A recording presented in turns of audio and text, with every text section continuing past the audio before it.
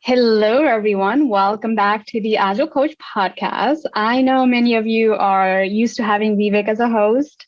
My personal goal of 2021 is to do more podcasts. So here I am, starting the year with one. Today, I'm really excited to have Laxmi Khanal as our guest for today's episode. If you can't tell yet by the name, we are sisters. She's my sister. Agile runs in our family. So Laxmi started her career as a Agile business analyst and went on and became a Scrum Master. She's with Mayo Clinic currently as a Scrum Master, and I know they absolutely love her there. She comes with a solid Agile mindset, and I've seen her work so hard to have that mindset she has. Whenever we're together, our conversations at home are about Agile and Scrum and all these different things that organizations face. So I'm really excited to have this one recorded so that all of you can hear and learn from her. With that, Laxmi, thanks for coming into the Agile Coach podcast. Welcome. Yeah, good to be here. Thanks for having me. I hope we don't confuse the audience on who's who. People say our voices and faces are very similar. I know. We don't think so, but other people do. But we like it. It's all good. With that, anything else you would like to add about yourself that I missed that you want the audience to know? No, I think you covered it. We can dive right into the questions. Cool.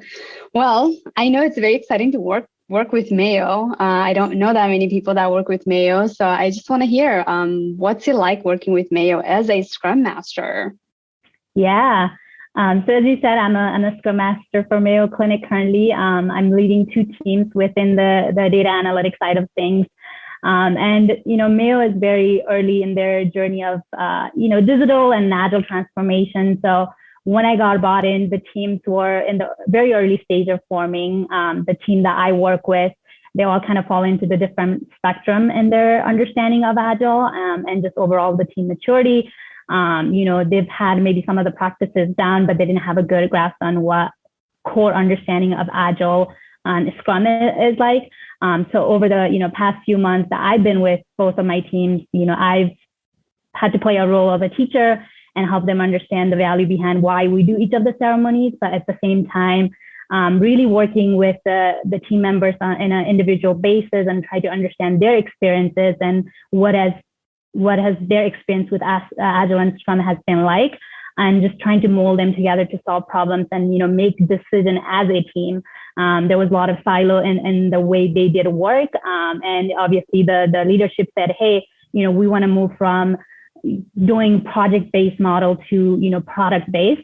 And so our sprint reviews are highly engaging. The team gets to collaborate with hospital leaders and hear different pinpoints. We actually have a business analyst from the clinic side who comes into our refinement. And what I've seen is it just really helps the team to have insight into the patient journey when they first, come into the hospital and, when they get discharged. And it just really helps the team to focus on understanding the problem. And I've seen as a result of, having the stakeholders, having these hospital leaders in our refinement session and as part of sprint review, it just really helps to drive these conversations to better serve them ultimately. So it's really rewarding in a lot of ways, I would say. Yeah, because I've heard there's some physicians and stuff in the room, they're doctors in the room in some meetings. So that's kind of cool, because you don't get that in a lot of other tech industries and stuff. So that's cool. Yeah. We have a director of one of the region in Rochester, the location that we're currently serving in the sprint review call. So it can be intimidating at times, but it's really I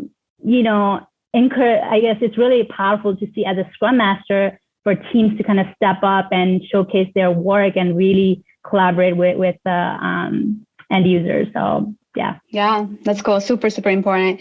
I want to pivot a little bit just more around learning, because one of the things a lot of times Scrum Masters are either put in that role or they go through a couple of day training and say, okay, you're a Scrum Master, and it's a lot.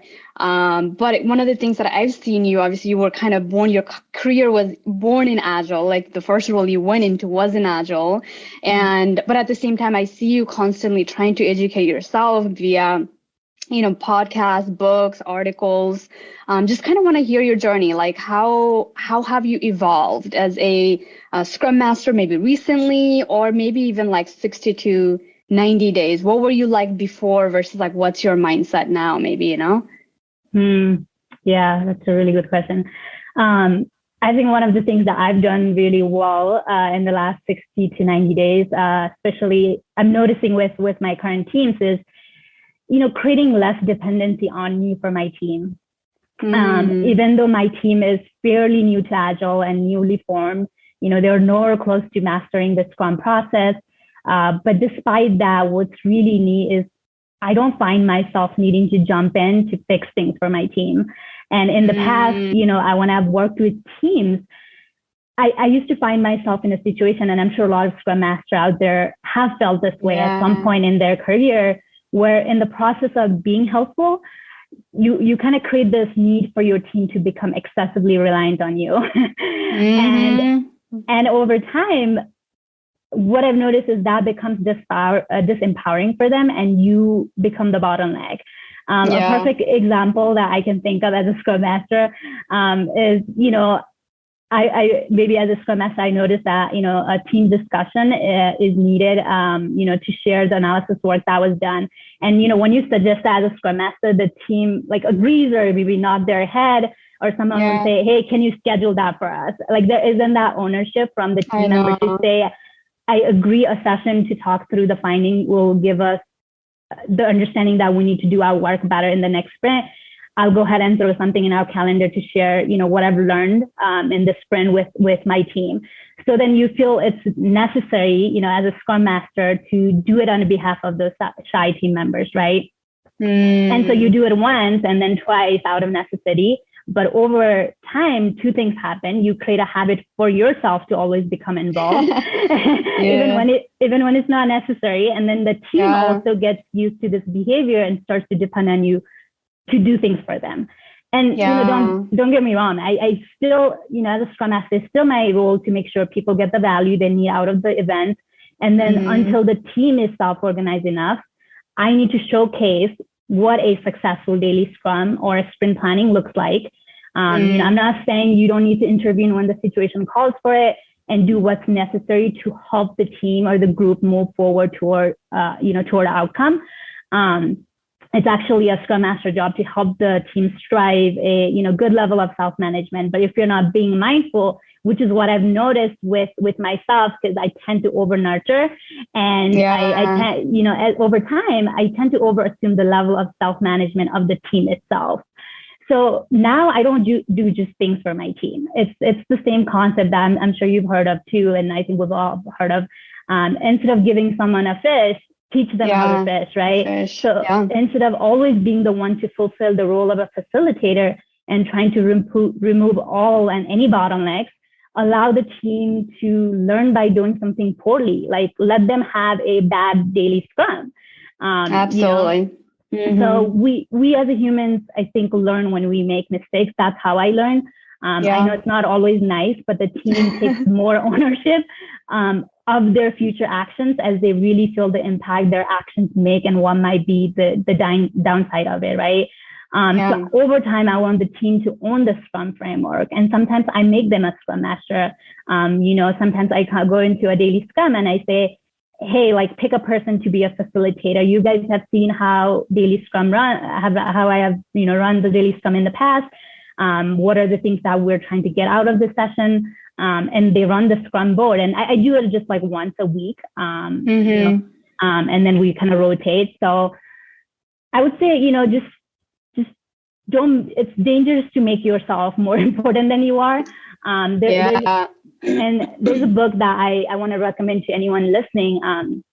It's called The Coaching Habit, Say Less, Ask More, and Change the Way You Lead Forever. I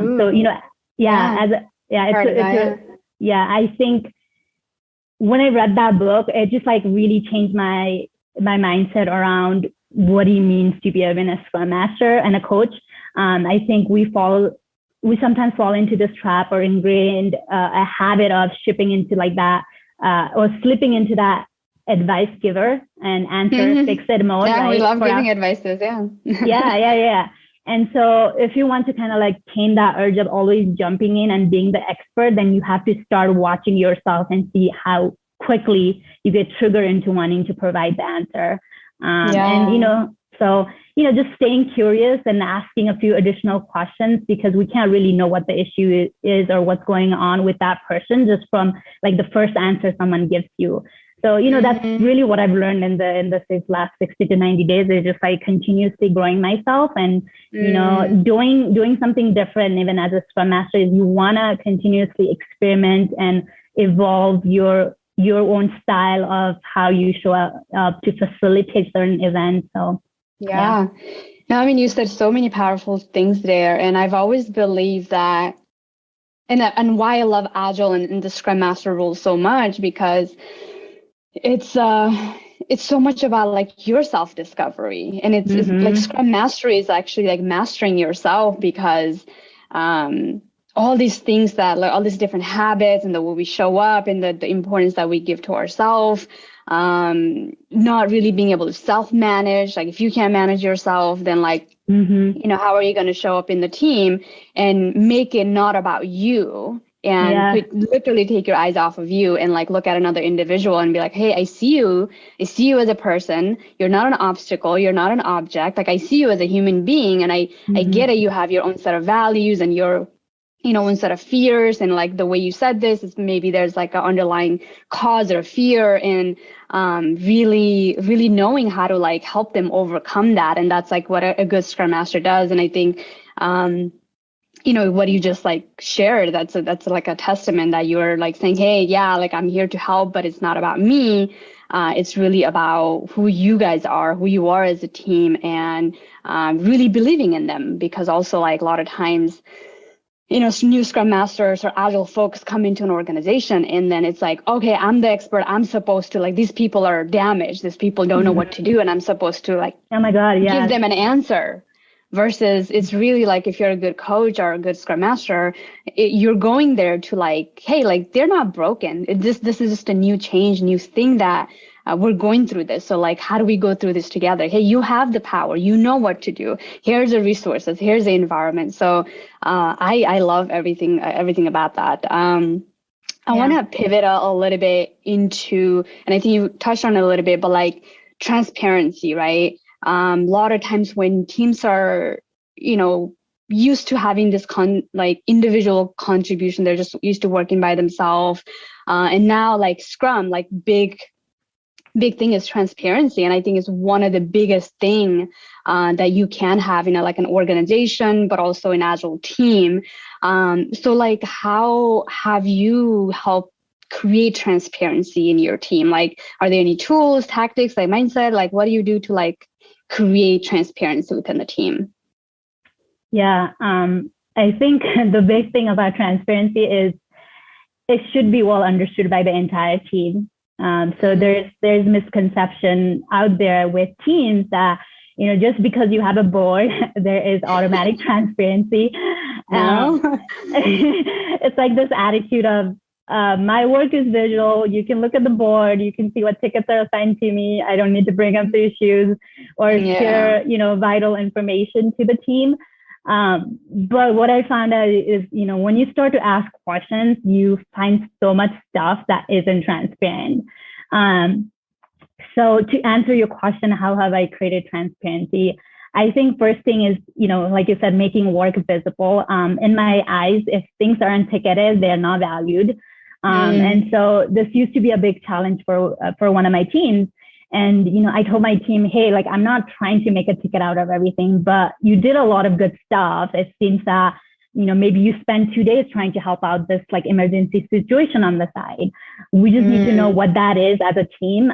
It's not about, being obsessive. It's about capturing those things so that we know what we can achieve over the sprint. So first, just really helping the team understand what we're trying to get out of by visualizing our work, right? What is the whole point behind transparency?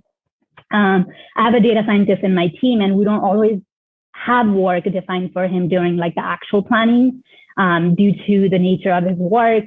Like there are different data products models that need monitoring like throughout the day, and it usually occurs in the background. So, based on like the urgency of thing, and he kind of brings in work into the sprint. And one of the things that I used to struggle with in the beginning was he would bring in work to the sprint without like any estimation or discussion with like the rest of the team. And so, I had to encourage this person and send a reminder multiple days in a row until eventually he could see how his lack of transparency hurt the team from like not even being able to finish the sprint, right?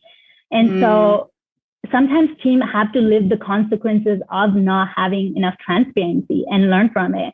So you really want to make sure the teams understand what it means to be transparent, like I said, right? And work with them to help them understand maybe how their current situation or behavior doesn't live up to maybe the level of transparency that the team needs in their work, right?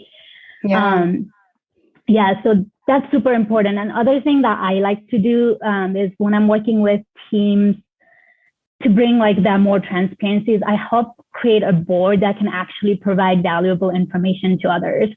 So sometimes a team will have a very generic board that's not meaningful to their work at all. And so as I start to learn about the team's process, I come to find out if the visual board is of any good use and whether it allows to highlight tasks that are blocked where the team isn't maybe making any progress, right? And so do you do that like physically in the Jira board? Like, is that what you're saying? Yeah, so I will hold maybe during retro, I ask my team, hey, since maybe our setup, our current board doesn't reflect our definition of done and the different stages that the item goes through before it can be marked done, right? Do you guys agree? I want to make some recommendation to bring transparency in our board. Are you guys kind of like open to experimenting and changing things up a bit? And so, every team has a different workflow because of the specific product they're building or the organization, they're in, and their own definition of done.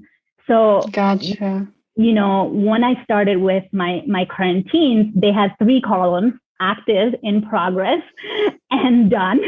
Oh, wow. And so when we would come to conduct a daily scrum, it was just really hard to know the progress. Like, is it still in development? Like, what about testing? I could see that the team wasn't collaborating around the remaining work to get done, since almost every item in our sprint were just glued to this one column in progress for like that entire sprint, right? Wow.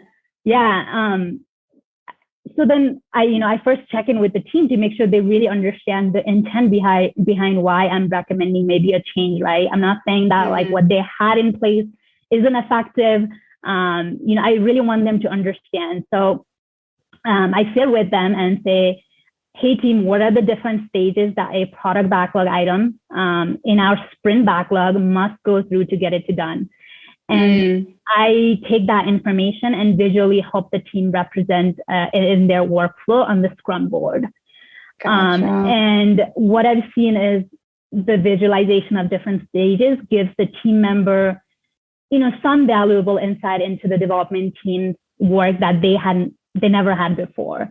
They start to look for stages in their workflow that are like bottlenecks.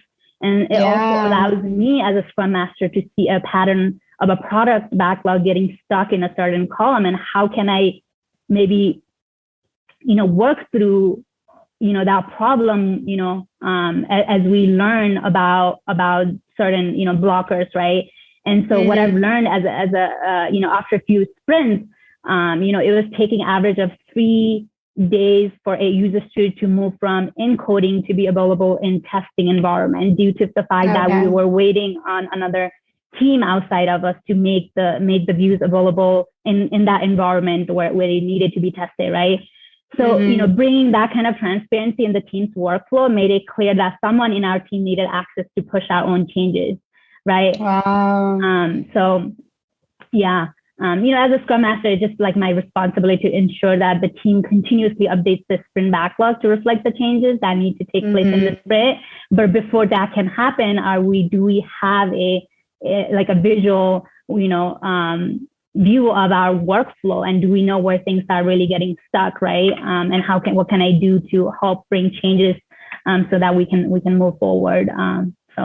Yeah, no, I do want to highlight two main like important things that you brought up. I think one was there could be transparency, like there is transparency. A lot of companies think so, but maybe not to a level or not in a way that helps teams move forward. Yep. And then the other one that you mentioned, it's not about like even if there are things that the teams have in place, just really educating them. So you're not shoving and pushing, you're not a dictator, you're not saying, hey, like do this or do that, but you're really helping them come up with their own like ways in a way and saying, hey, I see like what you're doing here and that provides value, but here is like also by not having this in place, here's what's causing us, or here's the problem that's causing, right?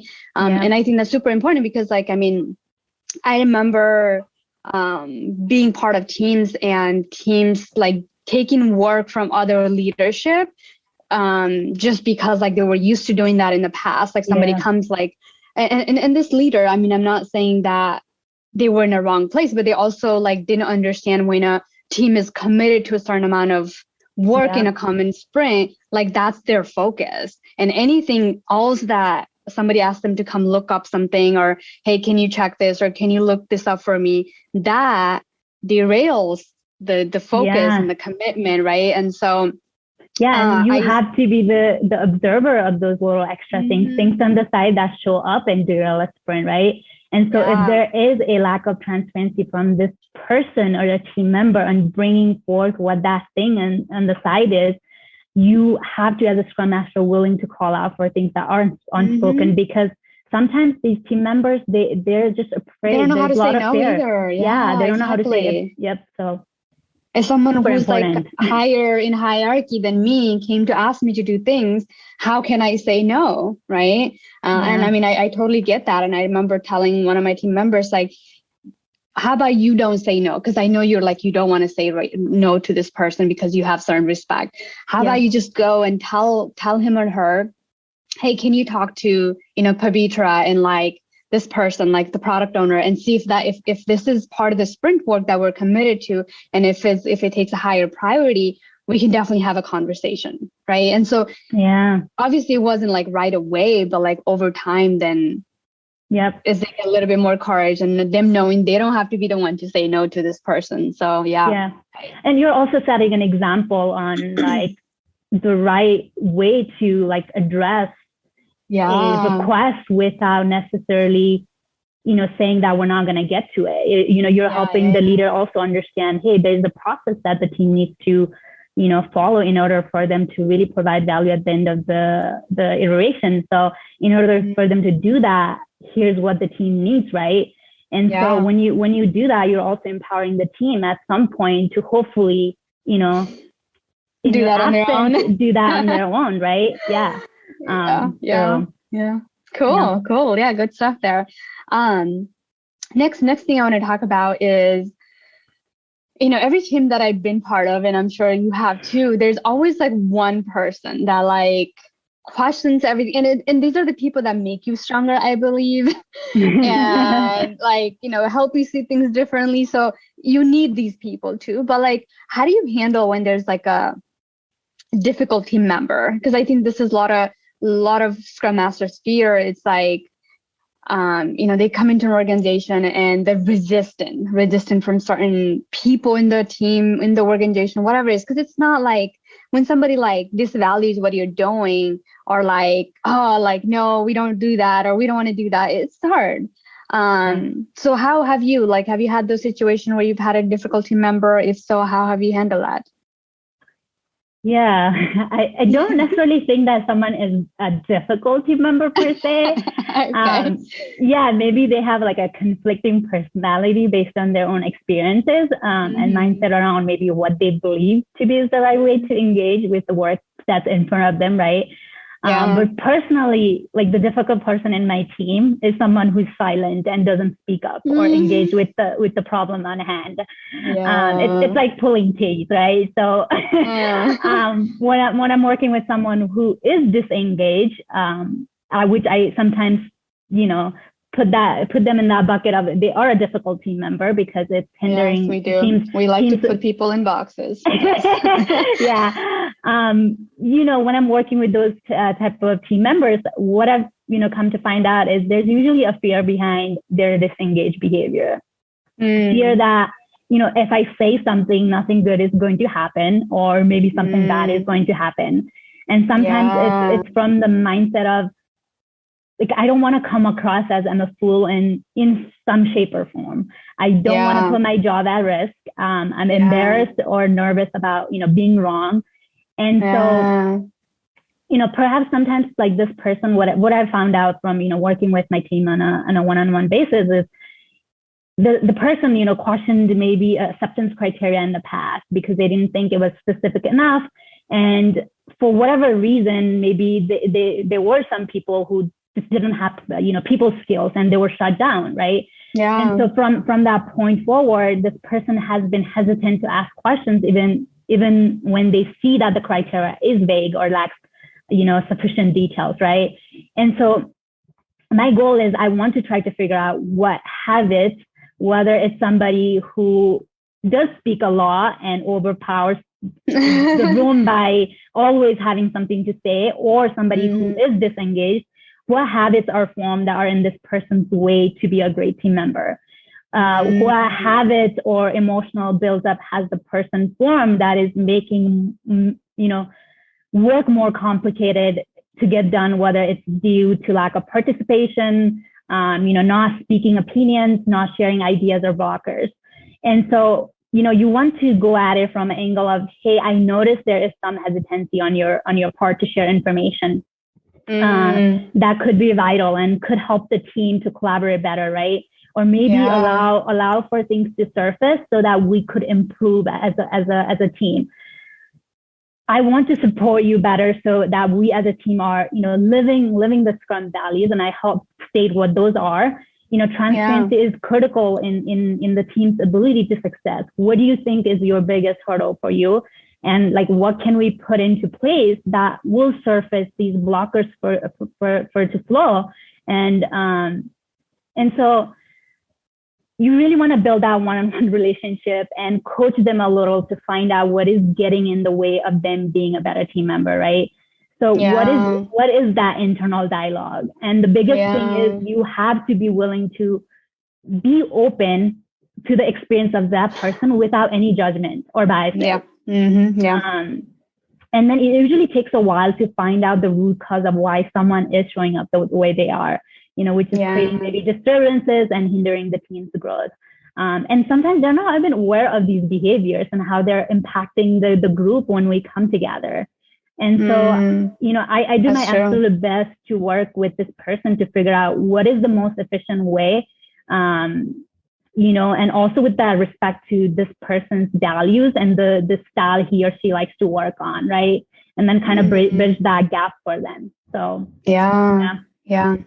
No, I love everything about that. And I love how you said it's not a difficult team member. It's just somebody, maybe I'll change that question for the future. I like that. And it's very real, right? I mean, it's all comes from fear-based and certain need not met, or like maybe they were an engaging person and they were shut down multiple times in the past. And it could be in a work environment. It could also just be in life.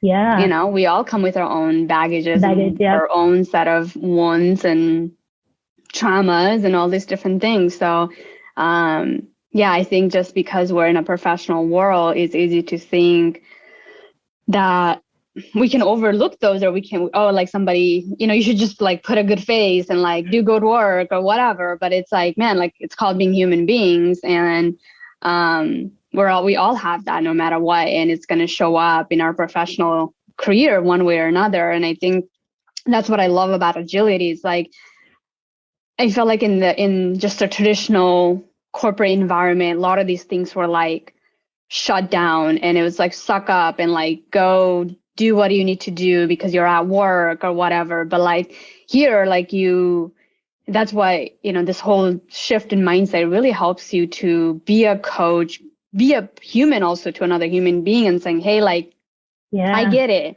I get it that like you're going through this.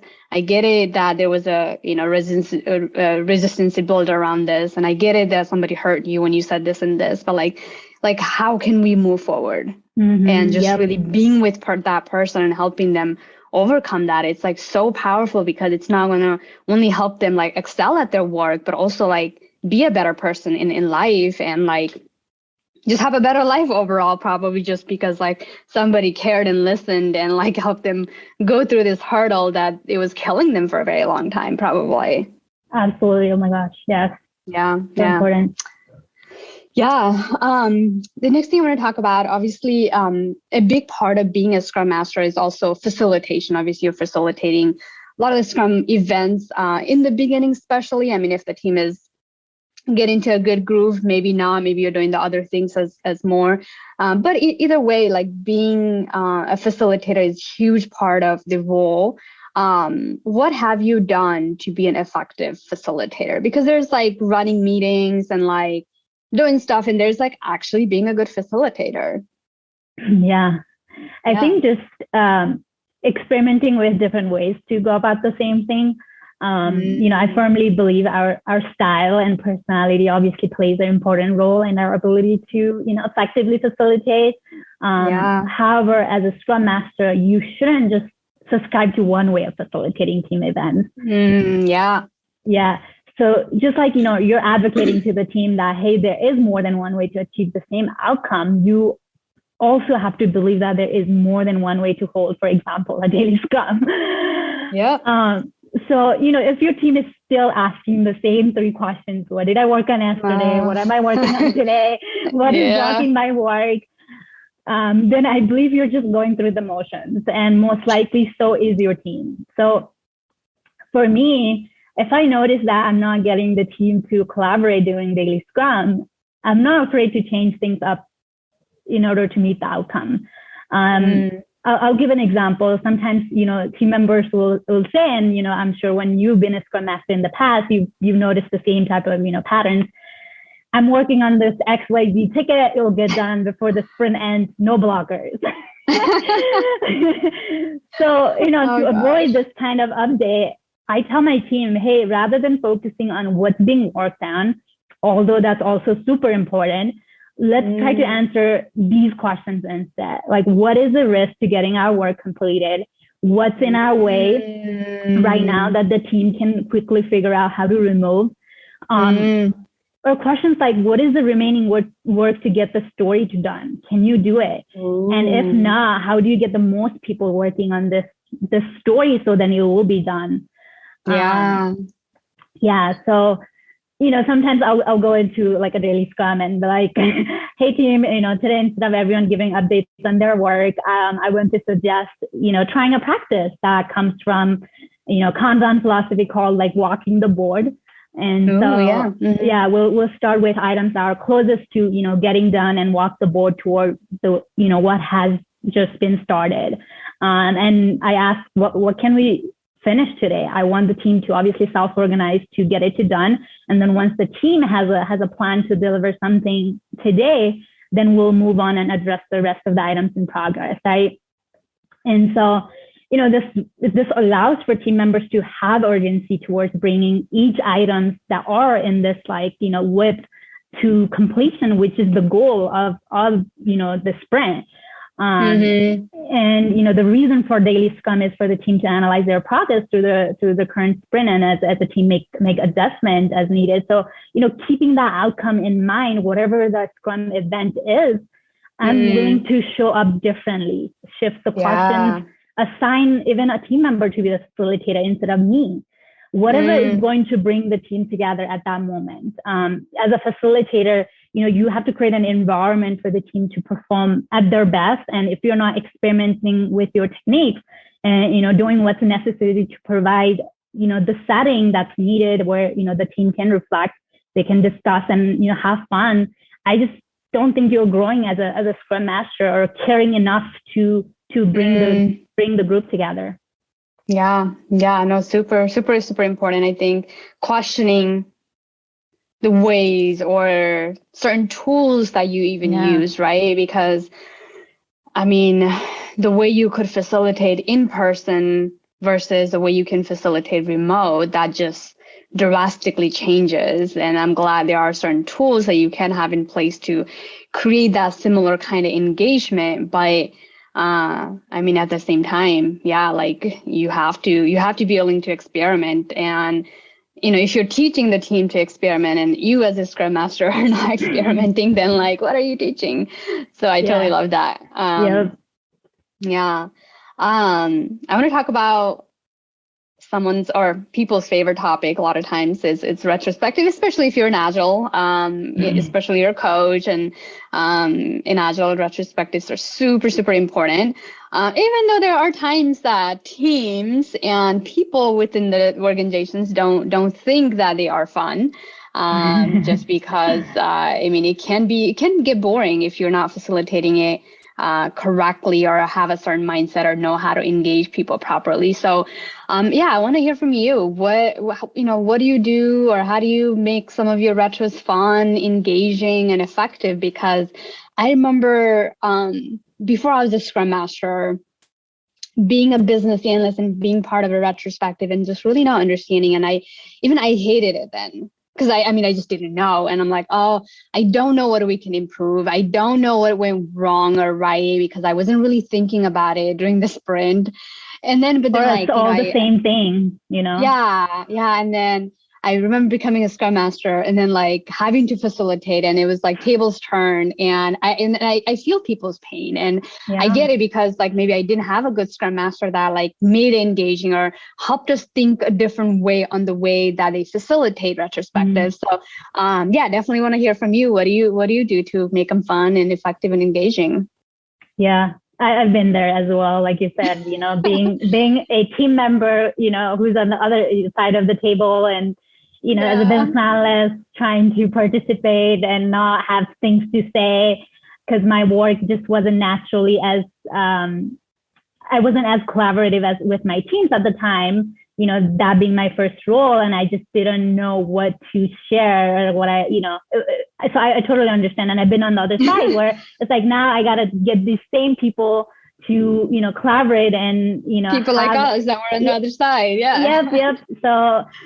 So I think first thing, retros are all about, again, providing that space for the team to look at things through different angles and perspectives, so there can be new insight, right? So, based on how the team's interaction has been the previous 2 weeks, maybe the impediments that they ran into, it's just something that keeps coming over and over during the sprint, right?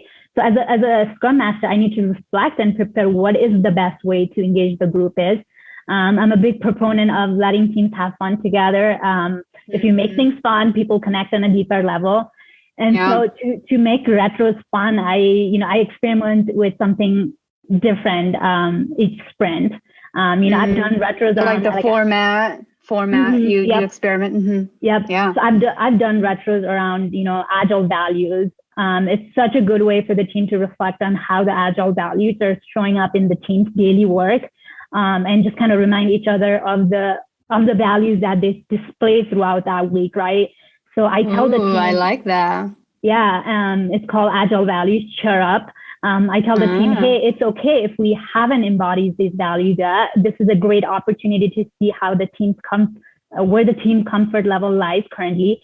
Let's talk about how individual and interactions were amplified or suppressed during the sprint.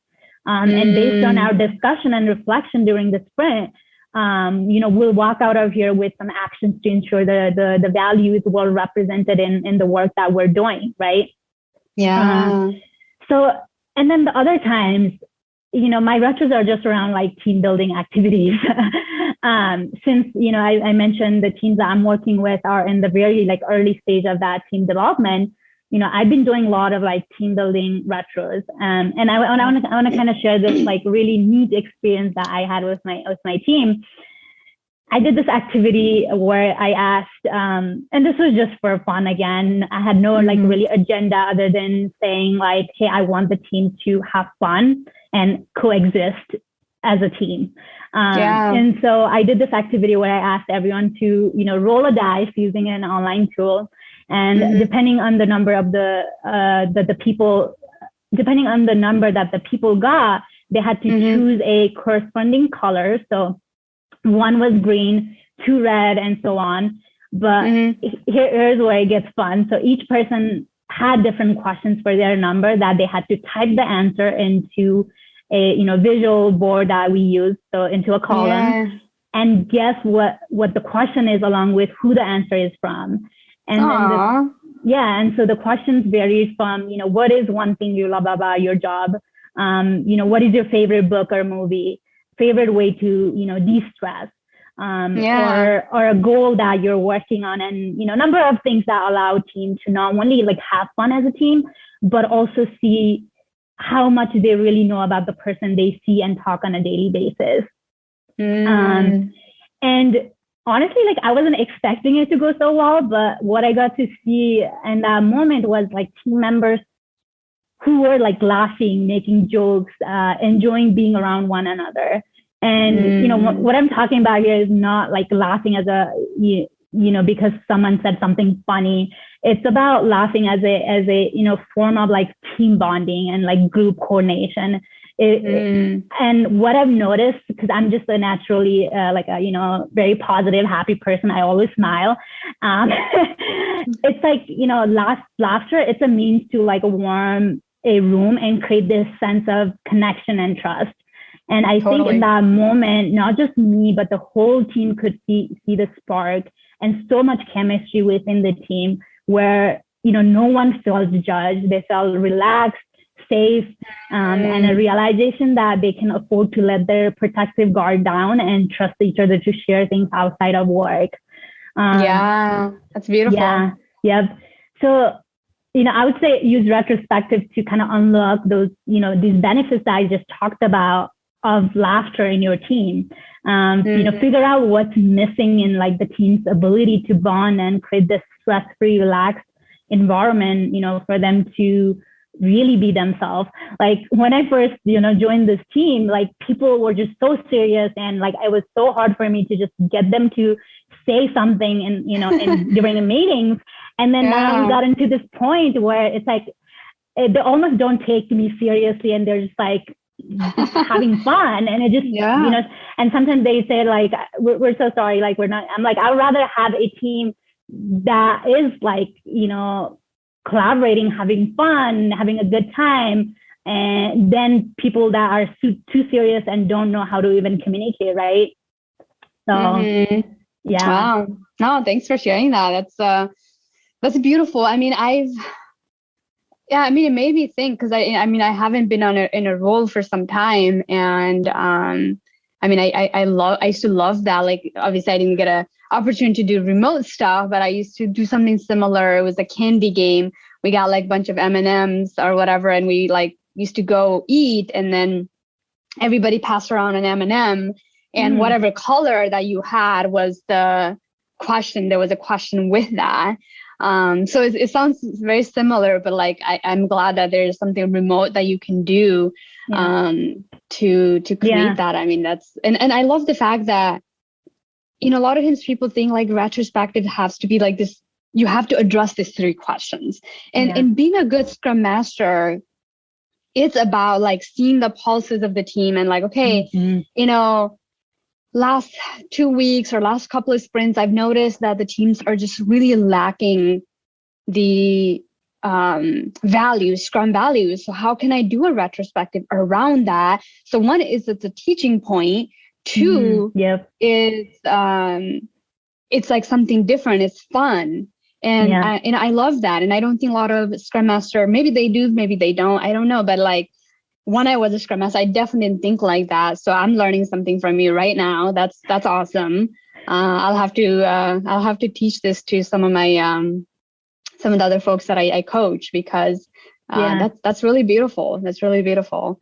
Yeah. And, find something like for people that are listening, find something that works for your team and stick to it. Like if you take this same exact retro format that I just talked about and implement it with your team, like I won't guarantee that you'll have the same effect. Like people might find it really like goofy or, not as valuable because it's not work related, right? So, based on the personalities, it may help people to loosen up a little bit, which is needed in teams, like, and just kind of learn to coexist as a team. And people, like I said, may find it completely waste of time. But again, don't be afraid to try new ways to let the team engage better. And that's the environment that you are striving to create, I think, within that like retro, setting. Yeah.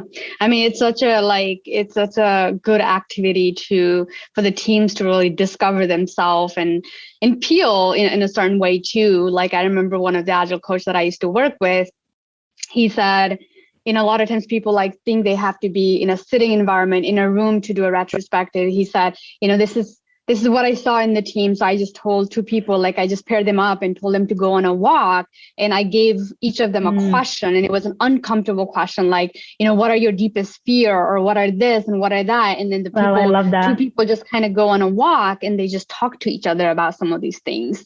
And maybe you don't want to do that when the team is just like forming, but like, again, like knowing, being a good Scrum Master is like feeling the pulses. Where is my team at? What stage are they? Like, are they in a storming phase where they now need to go to a norming phase, so that we need to talk about some of these things. We need to be okay with each other's indifferences and like learn how to come together and work together. Or is it we are a performing stage and we just need a little bit of an extra push to, get to another stage, whatever it is. So and to that point, like you said, if people like know where the team's at, right? So if people are in that like norming or forming stage, when you're first facilitating these, events and experimenting to get the team together, get the team to just like, build this chemistry, make sure to pull people in. Like there are tendencies on a lot of teams to have a, like couple strong voices and couple that are more on the quiet side, which again, is completely normal. So, as a Scrum Master, you want to tune into that and then pull those particular individuals and say, hey, XYZ, what do you think about this? So you want to get them to comfortable to, having some input in these type of discussion as a team. So Yeah. I mean, I'm loving this conversation. I feel like we can chat all day, but I know I got to be mindful of your time as well. Maybe I'll just ask you one last question and we can kind of wrap it up. What advice do you have for a new Scrum Master, or maybe they're looking for a Scrum Master role, or just like studying it up, or they are a new Scrum Master in a team and they're going for their first role?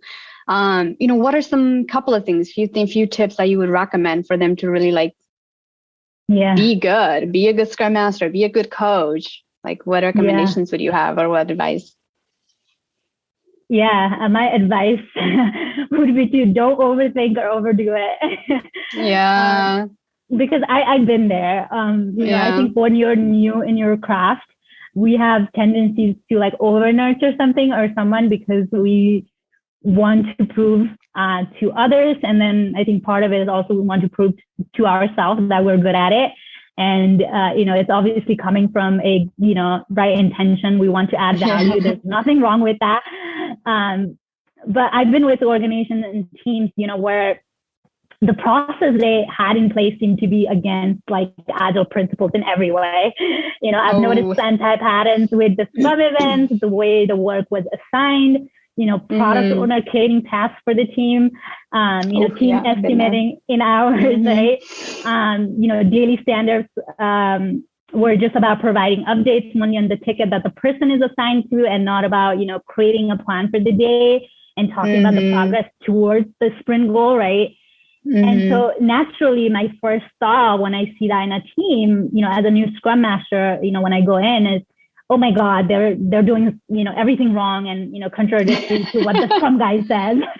And you can kind of freak out a little bit, right? And then you want to try to change everything. But from my learning, and in my opinion, that only hurts the team. Not only will the team get overwhelmed, but they will be discouraged to, progress forward.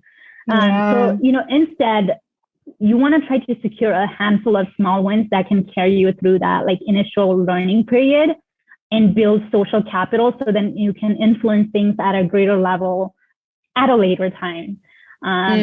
So I think what helped me to become a good Scrum Master in my first role is I didn't go in and try to change everything. I felt like I couldn't.